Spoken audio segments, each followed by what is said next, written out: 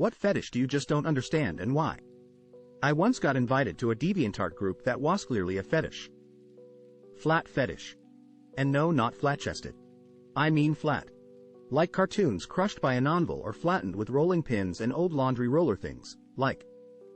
How do you even get anything sexual out of that? Bowel stuff. It's disgusting. I posted on r/hair asking for haircut advice. Someone DM'd me asking if they could relieve themselves to picture of my hair. I didn't ever know that could be possible. Bestiality. You lot are twisted. That thing where you purposely procreate and then raise the child to adulthood. Just gross. Genital mutilation. Any sort of needles or pins or nails or whatever the fuck else getting stabbed through dicks, alls, abia, nipples, etc. etc. I saw a picture the other day of some guy sticking a sewing needle through one of his testicles. I almost cried.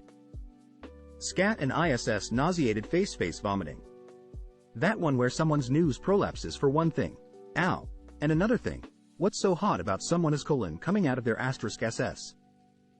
Putting stuff in the ick hole. Baby fetish.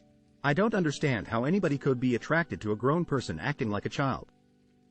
My ex-husband had a bunch of pictures saved of naked women pointing 80s-era hairdryers at their shaved genitals.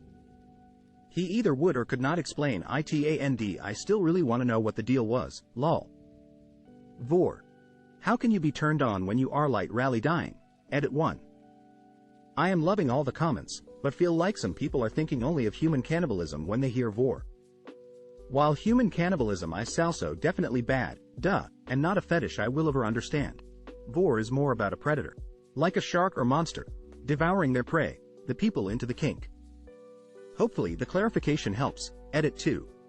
So after reading all the comments I have come to the conclusion that this kink has a lot of variation.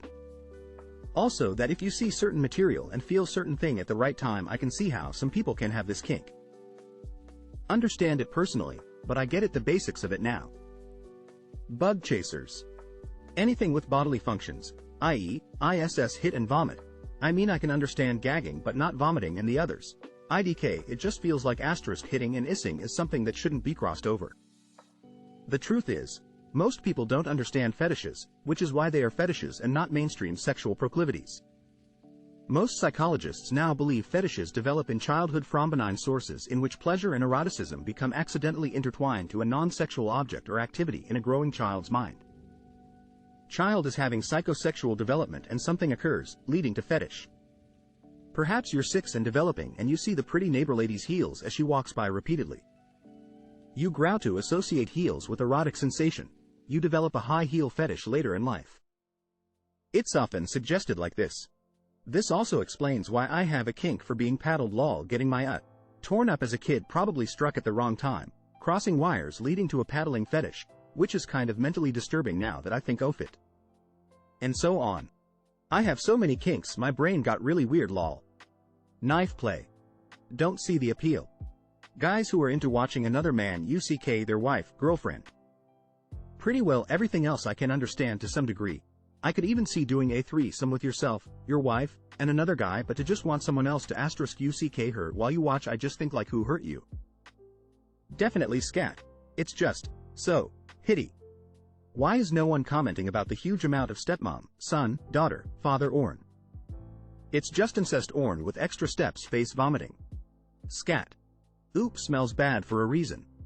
That is Mother Nature telling you to leave it alone. Serious. Redditors who aren't afraid of death, what would you say to those of us who are?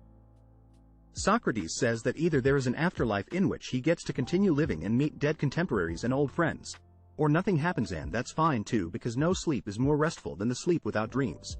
For some reason that was just a huge relief form. For sake of my mental health, I taught myself not to worry and think about things I cannot control. I am an overthinker with anxiety and this helped me a lot. I do not remember where I heard this but somebody asked a bomb disposer how isn't he more worried about cutting the wrong wire and meeting God. He answered, either I am right or it is not my problem anymore. This stuck with me. You try to make the best of what you got in the moment. Try to think more in the present, do your best and hope for the good future. Do not try to overanalyze it and is going to happen in 30 or 40 years. Edit. Thank you all for very nice words and upvotes. I am glad a lot can relate, find this helpful. Take care of yourselves. Assuming you die naturally of old age, I don't understand why anyone would want to be in that period of their life for long. I'm scared of buying gold, or sick, or in extended pain. Death is just a way out of that.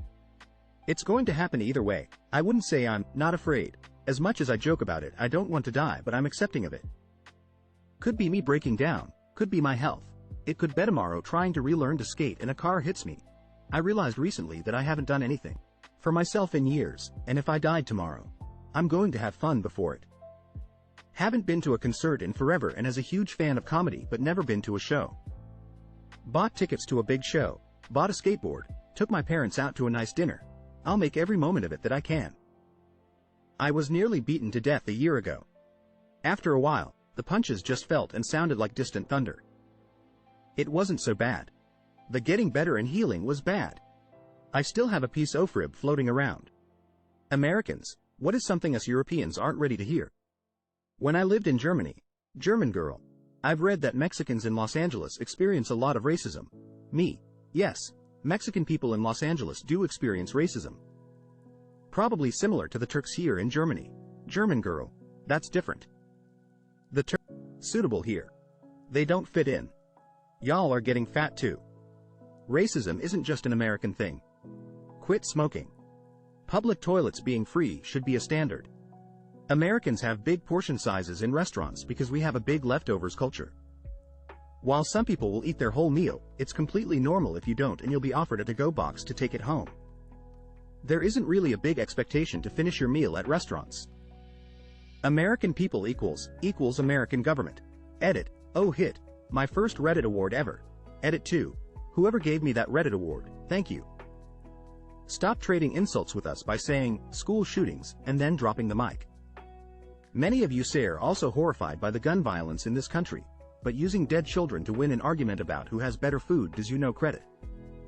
Our ideas of foreign cuisine are basically products of the immigrant experience. When people say, Americans are blank, I feel like they don't realize how huge America is. We span 5 time zones, which makes it hard to be consistent in anything, and it's really impossible to lump us into a single group. I was surprised to discover how friendly and helpful Americans are. From watching TV, you just come across as assholes, but in person you guys are great. We're not uncultured. It's a 10-hour flight to a foreign country. We can't just drive over to another country for a weekend getaway. Yoko Ono. Twitter is a totally small network where simply 10% of customers make up 80% of the content. Air conditioning, ice, and free potable water. Ariel, nice things to have. The Columbus Blue Jackets have been eliminated from playoff contention. In the USA, there's a ton of people that actually wear pajamas in public. Going to the bathroom is a human right and should be free. Europe is more racist than the US in many ways, but it's not politicized like it is in the USA. I have Black American friends who have been told they can't eat inside certain restaurants in Europe, which would never happen in the US today. Not to mention the way the Roma, GPSIES are discussed by Europeans. I was shocked to hear such casual there, often while criticizing the racism in the USA. The KFC Double Down will both disgust and delight you. Most European cities are most blatantly racist than the rural South in America. There are actually more states than Texas, New York, and California. Not everyone should wear those tiny bathing suits.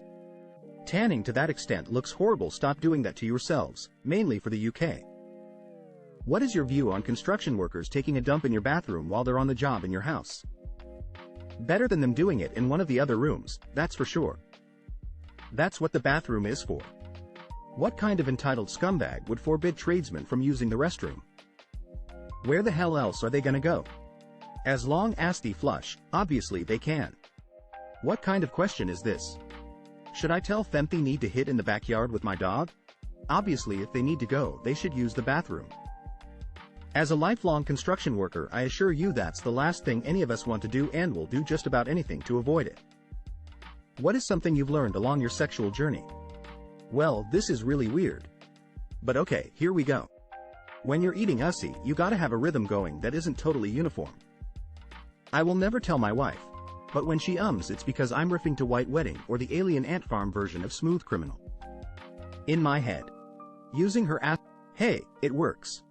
No matter who you are, no matter what you look like, there's someone who's looking for exactly you.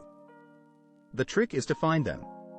There's ridges on the belly side of the vagina similar to the ridges on the roof of your mouth.